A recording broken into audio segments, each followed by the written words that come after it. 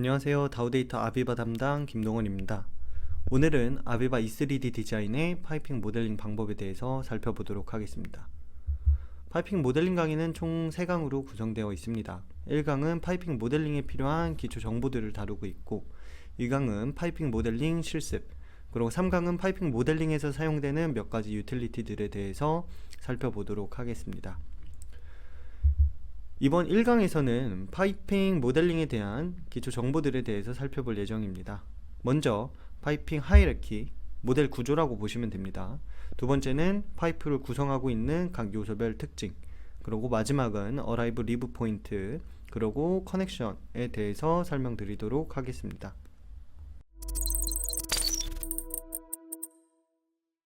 아비바 E3D를 사용하는 모델들은 모두 고유의 모델 구조를 가지고 있습니다.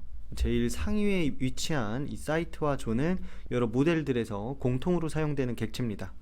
이 사이트와 존은 모델 관리 목적으로 사용되며, 예를 들어서 특정 에리어별로 관리를 한다든지 아니면 모델 타입별로 관리를 한다든지 이런 여러 가지 형태로 구성할 수 있지만, 결국 최종 목적은 모델을 범주화시켜서 관리하기 위해 사용된다고 이해하시면 될 것 같습니다. 폴더 생각하시면 편할 것 같습니다. 사이트와 존이 구성이 되면 파이핑 모델링 측면에서 파이프, 그러니까 즉 존 밑에 파이프가 생성되게 됩니다. 파이프는 여러 개의 브랜치들을 소유를 할 수가 있고, 브랜치는 또 여러 개의 파이핑 피팅으로 구성이 되게 됩니다. 파이프와 브랜치에 대한 차이는, 파이프는 서로 관련 있는 여러 개의 브랜치를 묶어주는 역할을 하고, 이 브랜치는 하나의 플로우로 구성된 라인 하나라고 보시면 될 것 같습니다. 하나의 흐름으로 구성이 되어 있으므로 헤드와 테일이 한 개만 존재하고, 여러 개의 브랜치로 구성된 파이프의 경우에는 여러 개의 헤드 테일이 존재할 수 있다고 보시면 될 것 같습니다. 브랜치 밑에는 여러 개의 파이핑 피팅으로 구성이 되는데, 이 객체들을 컴포넌트라고 부르게 됩니다. 컴포넌트는 라인에 필요한 여러 가지 피팅류들을 형상으로 표현할 뿐만 아니라 라인 루팅 방향을 결정하게 됩니다. 특히 튜브 같은 경우에는 직선 구간에서 자동으로 생성되게 됩니다. 파이핑 모델링에 앞서서 가장 중요하게 생각해야 되는 부분은 하이라키 상의 컴포넌트 배치 순서라고 보시면 됩니다. 컴포넌트가 루팅의 방향을 결정을 하므로 생성되는 순서도 플로우 방향에 따른 컴포넌트 배치 순서와 그 하이라키 상에서 보이는 순서가 일치해야 된다고 보시면 될 것 같습니다. 이는 후에 더 자세하게 설명드리도록 하겠습니다.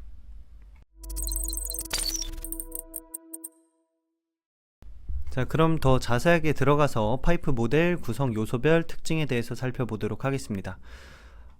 가장 먼저 파이프에 대해서 살펴보도록 하겠습니다. 파이프는 실제 파이프가 가지고 있어야 할 여러 정보들로 구성이 되어 있습니다. 기본적으로 스펙, 보어, 온도, 압력 등이 있고, 필요에 따라서 인슐레이션, 슬롭, 트레이싱, 플루이드가 같이 사용이 됩니다. 근데 단 기억해야 되는 것은, 이 파이프에 입력되어 있는 정보들이 반드시 브랜치에 상속이 되어야 하는 것은 아닙니다. 해당 라인에서 가장 메인으로 표기되어야 할 정보들이 이 파이프 안에 입력이 되고, 일반적으로 해당 정보들이 아이소와 같은 도면에 표현이 된다고 보면 될 것 같습니다. 그리고 일반적으로는 보통 라인 넘버별로 파이프를 구성해 나가게 됩니다. 두 번째는 브랜치입니다. 브랜치는 하나의 방향을 가지고 생성되는 객체입니다. 그래서 방향을 정의하기 위해서는 이 양 끝을 나타내는 헤드 테일로 구성이 되게 되며, 헤드는 플로우의 시작점, 그리고 테일은 끝점을 의미하게 되겠죠. 헤드 테일에 따라서 브랜치를 정의하는 속성들이 있습니다.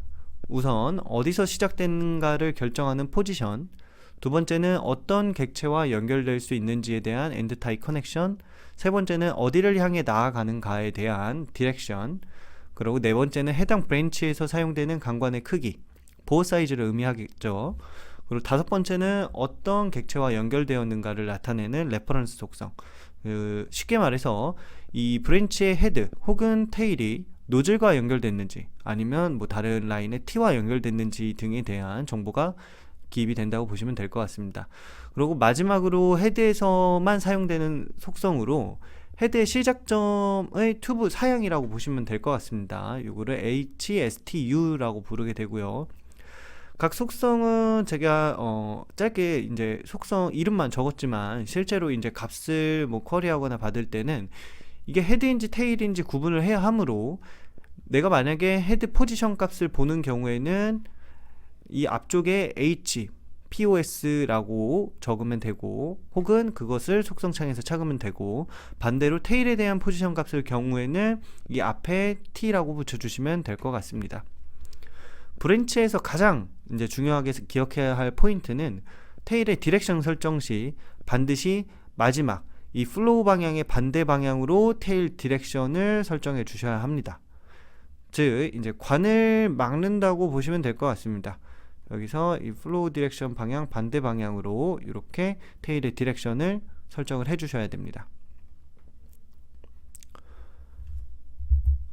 자, 그럼 브랜치 같은 경우에는 이제 생성이 되고 나서 브랜치에 필요한 여러 정보들에 대한 조건이 일치하게 되면 다음같이 튜브가 자동으로 생성이 되게 됩니다.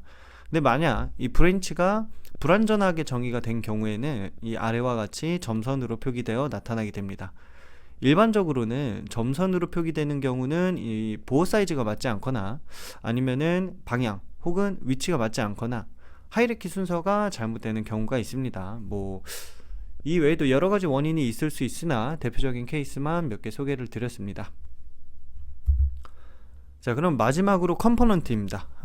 컴포넌트는 이제 여러 가지 피팅을 나타내며 이 브랜치가 모델링 되는 경로를 결정을 하게 됩니다.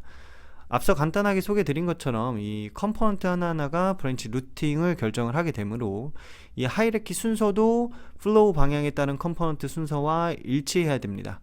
이제 많은 분들이 실수를 하시는 게 이 3D 화면 안에서는 각각의 컴포넌트가 정확히 배치된 것처럼 보일 수 있으나 실제로 그 하이라키 순서는 맞지 않아 있는 경우도 많습니다. 따라서 여기 앞에 보이는 예시처럼 모델이 엘보, T 엘보, 그리고 엘보, T 엘보, 캡으로 되어 있다. 그러면 이 오른쪽에 있는 하이라키 순서도 엘보, T 엘보, 엘보, T 엘보, 캡 요 순서와 동일해야 된다. 그 의미로 기억을 해두시면 될 것 같습니다. 자, 그럼 마지막으로 이제 파이핑 모델링에서 추가적으로 알아야 할 내용인 어라이브와 리브 그리고 커넥션에 대해서 살펴보도록 하겠습니다. 파이핑 모델은 이 방향을 가지고 생성되는 모델이므로 각 포인트마다 진입 방향과 나아가는 방향이 정의가 되어 있어야 됩니다. 저희는 이를 이제 어라이브와 리브라고 표현을 하게 되고, 어라이브와 리브는 컴포넌트가 가지고 있는 이런 고유의 P-포인트를 참고를 하고 있습니다. 여기서 P-포인트는 컴포넌트 형상이 가지고 있는 형상 안에서의 고유의 포인트들을 의미를 하게 됩니다. 어라이브, 리브 각각의 기본 값은 P1이 이제 어라이브가 되고 P2가 리브 포인트로 사용이 됩니다. 근데 이제 그 필요에 따라서 T 같은 경우에는 P3가 리브로 가야 되는 경우도 있기 때문에 오른쪽처럼 다른 포인트로 그 어라이브나 리브 포인트를 수정할 수도 있습니다. 컴포넌트가 생성이 되면 리브 포인트 방향으로 다음 튜브 혹은 다음 객체가 이제 생성이 되고, 어라이브 포인트가 가진 정보와 리브 포인트가 가진 정보가 이 직선 구간에서 일치해야 그 튜브가 완전히 생성이 된다고 보시면 될 것 같습니다. 자, 다음은 커넥션에 대한 내용입니다. 커넥션은 상호 연결될 수 있는 피팅인지 확인하기 위해 이제 사용이 된다고 보시면 될 것 같습니다. 쉽게 말해 연결부가 스크류, 즉 나사처럼 되어 있는 피팅과 용접으로 연결되어야 하는 피팅은 이렇게 서로 연결이 되면 안 되겠죠. 그렇죠? 만약 작업자가 이제 3D 모델링을 하다가 실수로 연결을 한다면 조금 곤란한 상황이 될 것 같습니다.